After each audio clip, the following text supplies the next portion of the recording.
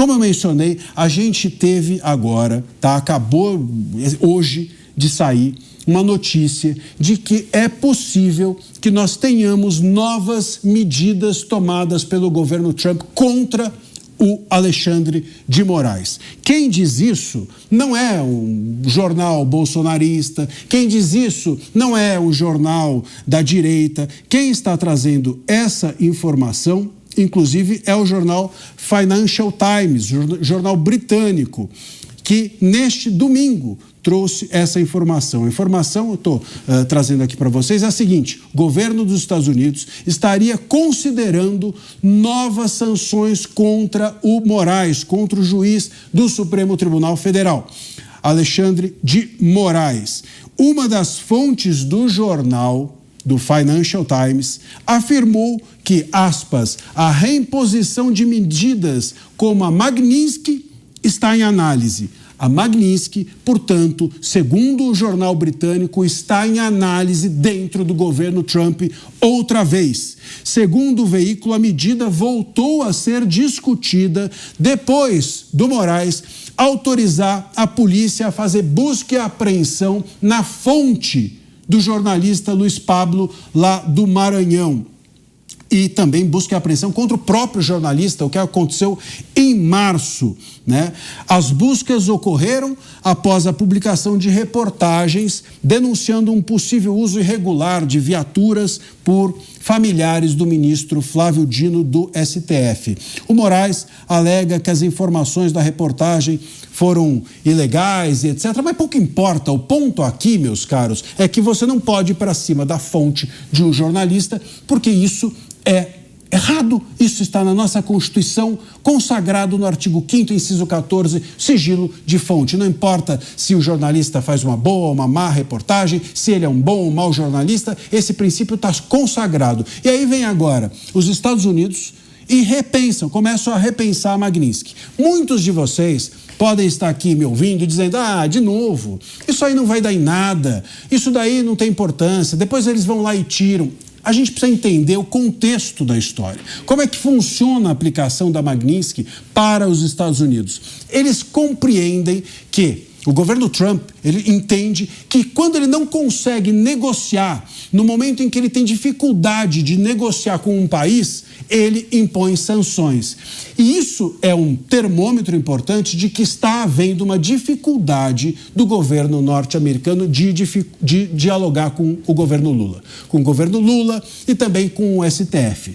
O ponto aqui não é o jornalista Luiz Pablo, não é ele ter ido contra a fonte dele no Maranhão. É óbvio que o governo Trump não está preocupado com um caso isolado no Maranhão. A preocupação do governo Trump é que isso venha em uma escalada num período eleitoral. Olha o perigo que está diante de nós.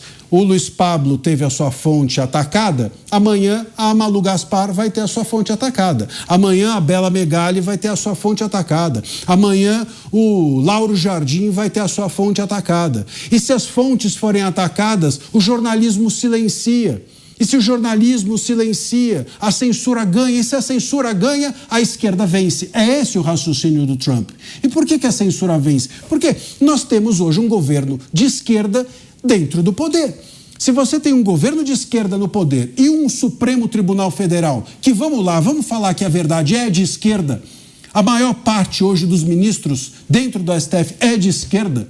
Então, se você tem um governo federal de esquerda e um STF de esquerda e a censura come solta num período eleitoral, os Estados Unidos leem isso da seguinte maneira: sem imprensa combativa e todo mundo de esquerda querendo, dentro da máquina estatal, não tem jeito da direita ganhar, não tem jeito de negociar com esse país. E aí é que surge a tentativa ou a possibilidade de que haja novamente a Magnitsky. Vocês podem pensar, não vai dar em nada? Não sei. As tarifas, por exemplo, que nós tivemos recentemente, as tarifas, elas não tiveram nenhum efeito, um efeito pequeno. O Lula está usando isso daí para fazer campanha eleitoral. Mas quando veio a Magnitsky, quando a aplicação da Magnitsky foi para cima do Moraes, o governo Lula se preocupou, o Moraes se preocupou, o STF se preocupou. Nós tivemos, inclusive, o Barroso indo embora do STF. Nesse contexto, Então, eu não diria que foi insignificante. Mas tiraram a Magnitsky. Bom, não importa, mas teve um grande efeito quando ela foi dada. Quando a Magnitsky surgiu e foi colocada em cima do Moraes, os ministros ficaram morrendo de medo, essa que é a verdade. Então, pode sim ter um efeito prático, sobretudo nesse momento eleitoral. Repito, os Estados Unidos não estão preocupados com o Luiz Pablo, com o Maranhão, com o Dino, se a viatura da família lá do Dino, esse não é o ponto. O ponto aqui é um só. Eles querem que não haja censura dentro do Brasil, promovida por um consórcio entre governo e STF, de tal maneira, ideologicamente alinhados esses dois setores, eles não querem que isso seja suficiente para que a censura impeça que nós tenhamos a possibilidade, nesse ano, de uma candidatura da direita vencer. É isso que está em jogo. E é isso que eu acredito que nós tenhamos a possibilidade de a Magnitsky voltar. Se voltar, meus caros, nós teremos aí um período divertido pela frente. O Trump, ele negocia assim. Quem conhece o Trump, quem tem visto os últimos movimentos, o Trump tem negociado assim. Ele coloca o bode na sala, ele coloca um problema e depois de colocar um problema, ele senta para negociar. Se o Brasil for esperto, senta e negocia. Se não for esperto, fica com a sanção. Vamos ver qual vai ser a reação dos Estados Unidos até agora. A gente tem o Mota de volta. O Mota estava com problema técnico, mas agora está aí. Mota, você acha que... Você concorda comigo que a Magnitsky teve um efeito prático, pelo menos de deixar os ministros, eu não vou dizer de cabelo em pé, Mota, porque não é o caso, né, do sancionado aquele momento pela Magnitsky. Mas eu acho que se houvesse cabelo, os cabelos ficariam em pé, não? Há controvérsias, Marcília. Essa não é uma pergunta fácil de responder, né? Eu vou te responder da seguinte forma. Do ponto de vista do cidadão brasileiro, se houve algum efeito, ele foi pouco. Você sempre pode dizer, mas se a Magnitsky não tivesse sido aplicada, as coisas poderiam ter sido muito pior. Esse é um argumento que vale para a maioria das situações. Mas eu não acho que o Estado brasileiro mudou de direção com a aplicação da Magnitsky, né? Me corrija se eu estiver errando aqui, mas eu acho que a sequência de eventos foi... Primeiro, o cancelamento de vistos, de uma grande quantidade de vistos, né? De quase todos os ministros da Suprema Corte Brasileira, de algumas outras autoridades. Depois, a aplicação da Lei Magnitsky em um ministro apenas. E aí se criou aquela expectativa do que viria a seguir. A Suprema Corte Brasileira não mudou de atitude, nem o Estado brasileiro, né? Um dos ministros se aposentou, mas a gente não consegue medir se isso foi consequência da Magnitsky ou se havia aí uma confluência de interesses, né, para que um outro ministro fosse indicado. Enfim, o que eu observei foi que o Estado brasileiro não só não mudou de atitude, como em determinados momentos até pareceu dobrar a aposta. E aí se criou essa expectativa, né, de que a Magnitsky ia ser aplicada a outras autoridades brasileiras. E aí foi todo mundo surpreendido pela retirada da Magnitsky. E a retirada da Magnitsky foi justificada com argumentos assim que não faziam muito sentido, tá? Porque quando foi aplicada, o governo americano apresentou uma lista de justificativas. E quando a Magnitsky foi retirada, salvo engano, a justificativa houve uma melhoria na situação, uma coisa totalmente genérica, né?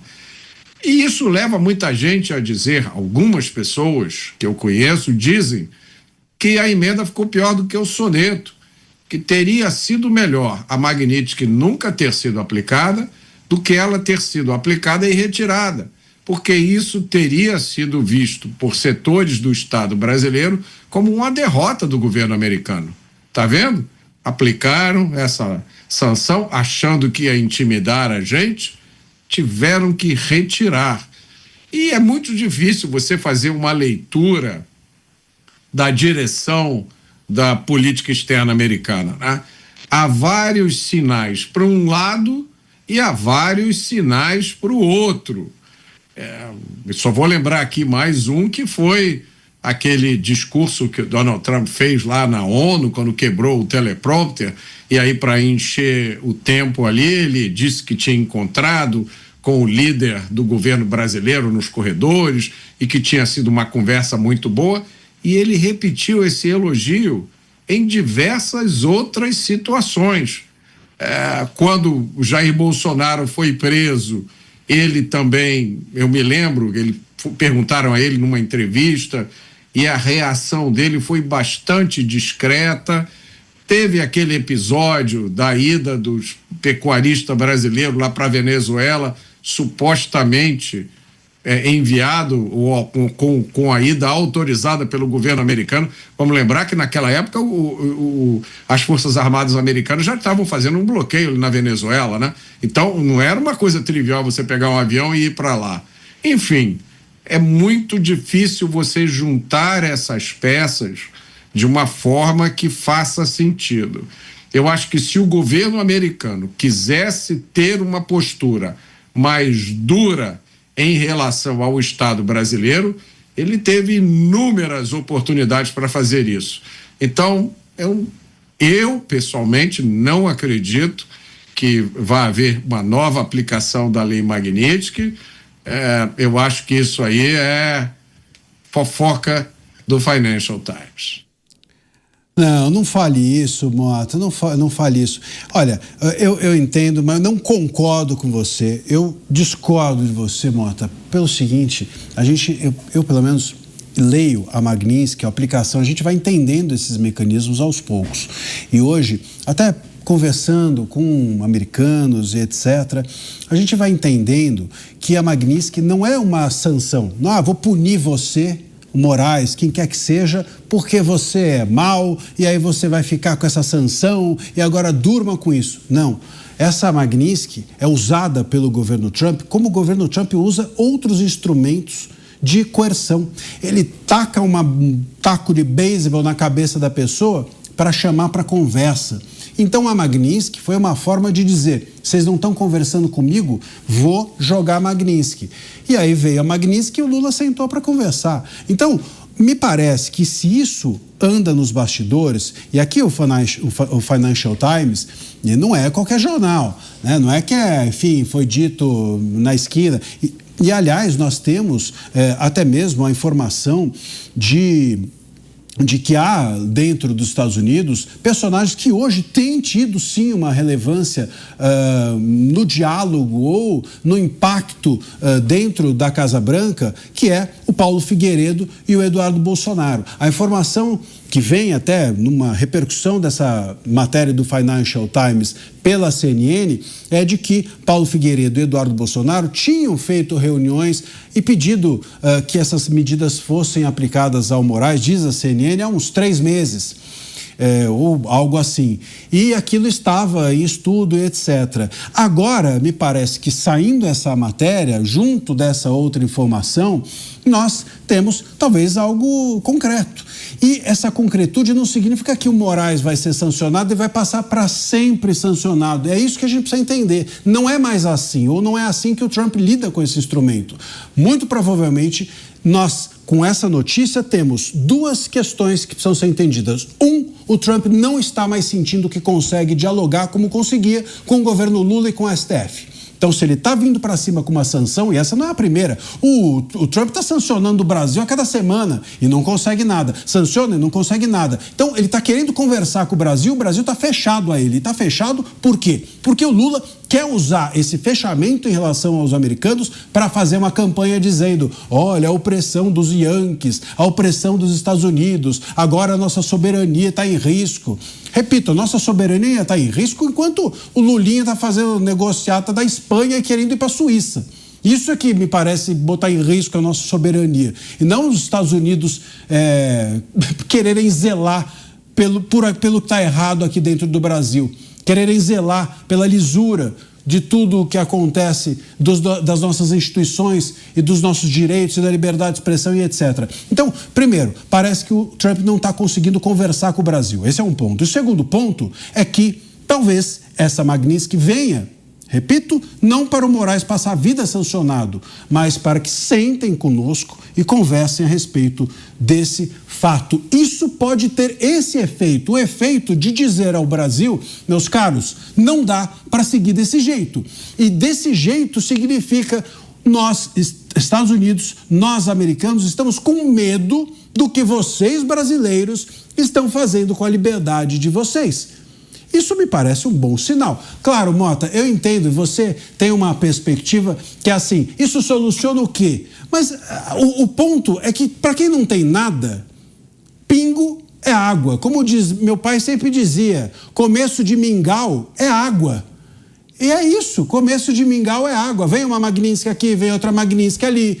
Vem, como a gente mencionou na Espanha, o Oswaldo Eustáquio dizendo, olha, você aqui não fez nada, lá pro Moraes você fez. Vem a Zambelli na Itália, aqui você não fez nada, para lá o Moraes está te perseguindo. Vem o Alan dos Santos dos Estados Unidos dizendo, olha, aqui você é um perseguido. Vamos somando esses pontos todos. Em algum momento, agora a imprensa mesmo, diante desse abuso do caso do Luiz Pablo, também, enfim, sai debaixo da cama, sai do seu casulo. A gente vai, em algum momento, tendo uma espécie de asfixia. Em algum momento, tudo muda. Ô Mota, olha, o Mário Sabino, até outro dia, até no meu artigo eu cito isso, ele mencionou um fato que é relevante. Ele disse o seguinte, nós já tivemos, só de inquérito das fake news dentro do Brasil, quase 1/3 do tempo que durou a ditadura militar. Se você fizer a conta em relação ao Estado Novo, nós já duramos mais da metade do que durou a censura no Estado Novo. Se for vendo essas contas, é muito tempo. Estamos há 7 anos debaixo de inquérito das fake news, que é um instrumento, sim, ditatorial. Então, nesse momento em que o tempo vai passando, nós vamos, em algum momento, nos aproximando de uma saída. Não tem como. Ninguém vive eternamente debaixo de porrete. E as saídas são, às vezes, estreitas, os caminhos nem sempre são claros, mas vão aparecendo aos poucos. A gente não pode querer que tudo aconteça de uma vez só. Eu sei que você discorda, mas nesse ponto a gente tem uma discordância aqui de raiz. Eu não discordo de você. Eu também tenho essa esperança genérica, difusa, de que a gente não vai viver para sempre nessa situação. Eu tenho essa esperança. Agora, eu não consigo acreditar que a Magnitsky significa nada, porque ela já foi tentada. O governo americano colocou a Magnitsky e tirou, agora vai colocar de novo, e por quê? Dessa vez é sério? É isso? Então, como eu já disse, se o governo americano está preocupado com as coisas que estão acontecendo no Brasil, o governo americano tem um portfólio de coisas, de medidas que ele pode tomar. A Magnitsky é apenas uma. O governo americano é os Estados Unidos é a maior potência mundial. Os Estados Unidos é hegemônico em praticamente todas as áreas da vida moderna. Se o governo americano decidir atrapalhar a vida de alguém, olha, a sua vida vai ficar muito complicada. Tá? E era isso que a gente estava imaginando quando a Magnitsky foi aplicada, né? Você lembra das discussões? As pessoas dizendo, olha, um sancionado pela lei Magnitsky não vai poder ter conta em banco, não vai poder ter cartão de crédito, não vai poder comprar uma passagem aérea. Nada disso aconteceu. A Magnitsky foi retirada. Então, eu não acho que isso significa nada. Eu acho que a Magnitsky, por ter sido retirada, ela, se for aplicada agora de novo, não imagino que isso vai ter consequência nenhuma. Eu não acho que medidas como essa têm a repercussão institucional, porque no Brasil, como a gente acabou de falar, faz pouco tempo, né? Boa parte da mídia no Brasil está achando ótimo o que está acontecendo aqui ainda. Os nossos juristas estão extremamente confortáveis com as violações que estão acontecendo. Boa parte dos nossos políticos estão vivendo como se o que está acontecendo fosse ótimo, uma maravilha. Então, há limites para o que o governo americano pode fazer ou qualquer outro governo. Eu acho que não há como nós sairmos da situação atual sem que esses segmentos críticos da sociedade brasileira acordem para o que está acontecendo e resolvam participar dessa mudança. Enquanto a gente tiver alguns dos nossos maiores juristas batendo palmas para o que está acontecendo, enquanto a gente tiver editorial de jornal centenário louvando as coisas que estão acontecendo no Brasil, enquanto a gente tiver boa parte da nossa classe política acovardada, um Congresso Nacional que não se incomoda em estar se tornando completamente irrelevante. Aí a gente vai esperar que uma medida dos Estados Unidos, uma medida que já foi tomada e já foi retirada, vai adiantar alguma coisa? Não, eu concordo com você. Você está no deserto, qualquer gota d'água ajuda, adia adia o momento da verdade. Mas a gente precisa reconhecer que é apenas uma gota d'água, Marcília, e que a maior responsabilidade pela mudança está aqui dentro. Com certeza. E não lá fora.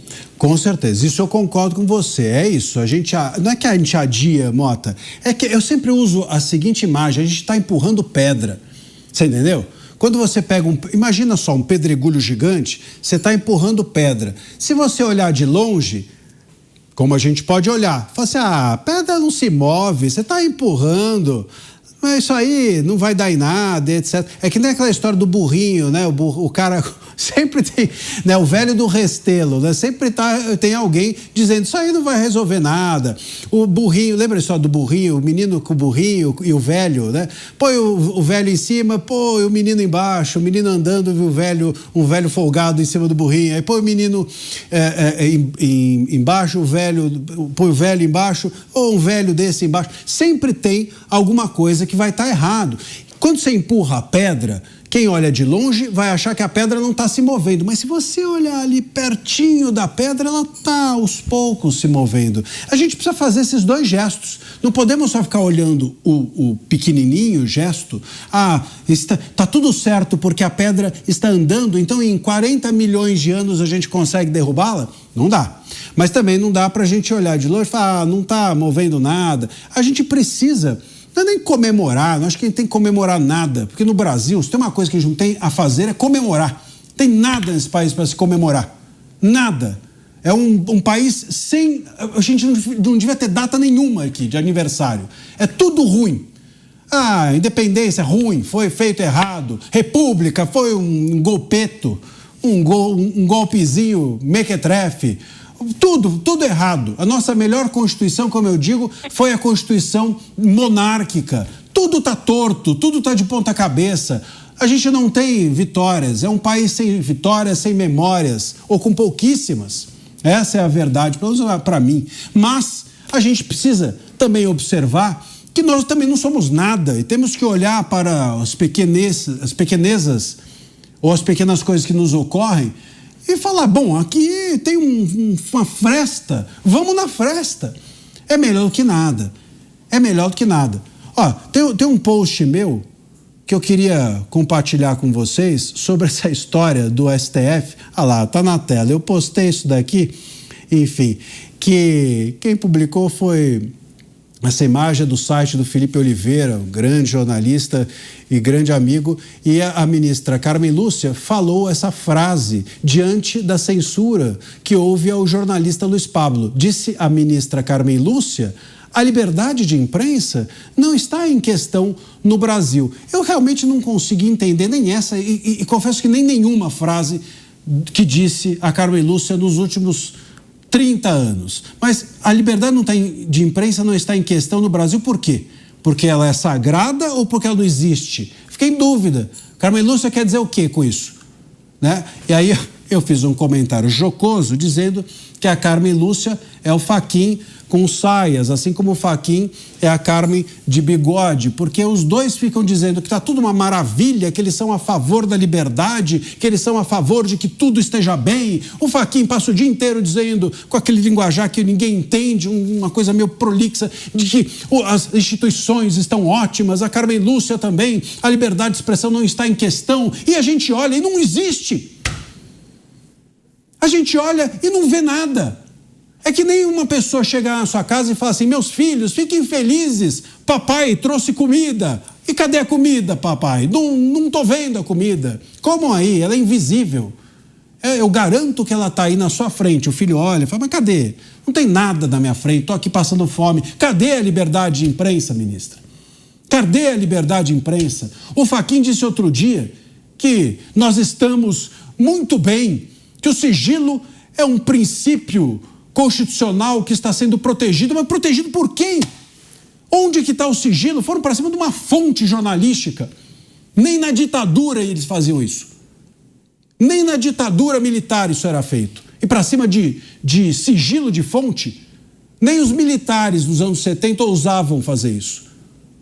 Então, assim, a liberdade não está em questão. Como é que não está em questão? Só se é porque não existe. Então não deve estar em questão porque não existe mais. Pô, é brincadeira. É brincadeira. Será que a gente tem cara de tonto? Será que eles acham que a gente não enxerga a realidade? Ou é o que eu disse no artigo que eu li aqui, que eu escrevi, dizendo o seguinte, eles se sentem blindados, os ministros, as autoridades. Como a gente falou agora do Lulinha, a defesa do Lulinha dizendo, não houve nenhum ilícito, o ilícito é o fato de que houve vazamento da conversa do Lulinha. Quer dizer, o Lulinha é vítima. Vaza uma conversa, ele combinando coisa com a Roberta Luxinger, e a vítima é o Lulinha. Vem dizer que ele está vivendo uma vida modesta, o coitadinho. Pô, será que as pessoas acham o quê? Que a gente é tonto? Será? Dizem para nós que a realidade é uma outra coisa e a gente que acredite. É assim?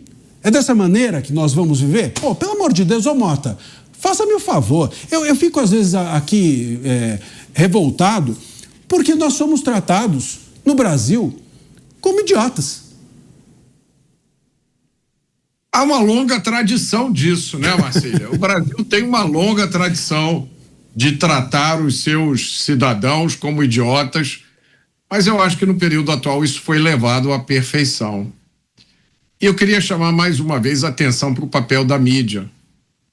Porque se nós estamos vivendo uma época de arbítrio, uma época em que os fundamentos do direito são virados pelo avesso, uma época em que tribunal abre processo de ofício, juiz julga a causa onde ele tem interesse e essa história do foro privilegiado é usada para julgar qualquer pessoa que interesse aos julgadores, caberia à mídia não deixar que nenhuma declaração desse tipo passasse impune, né? Quando alguém nessa posição de autoridade dissesse a liberdade de imprensa não está em questão. Como assim, ministra? A que liberdade a senhora se refere? A da revista Cruzoé, que até hoje está no inquérito das fake news? A senhora considera isso liberdade?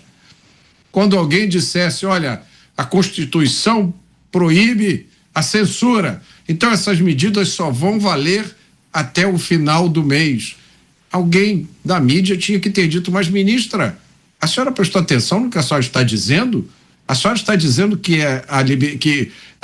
uma coisa é garantida pela Constituição e aí a senhora está dizendo que vai ser aberta uma exceção só até o final do mês? Essa exceção não poderia ser aberta nem por 5 minutos. Então, não é possível que boa parte da mídia aceite essas declarações sem questionar, tá? Discursos onde você diz que o sigilo da fonte é garantido, mas eu quero expressar a minha solidariedade contra o ministro que atacou o sigilo da fonte. Isso aí é direto daquele livro do George Orwell, 1984. Isso vem daquela forma de pensar que o George Orwell chamava de duplo pensar, que é a habilidade de manter na sua mente ao mesmo tempo duas ideias completamente contraditórias. Ora, isso é fofo quando está num romance e você lê e acha curioso. Agora, essa é a nossa vida real. Como é que nós vamos viver num país como esse? Como é que você pode trabalhar? Como é que você pode ter um negócio? Como é que você pode criar os seus filhos num país onde as mais altas autoridades descrevem uma realidade que só existe na fantasia deles? Porque na vida real, a gente está vendo exatamente o oposto.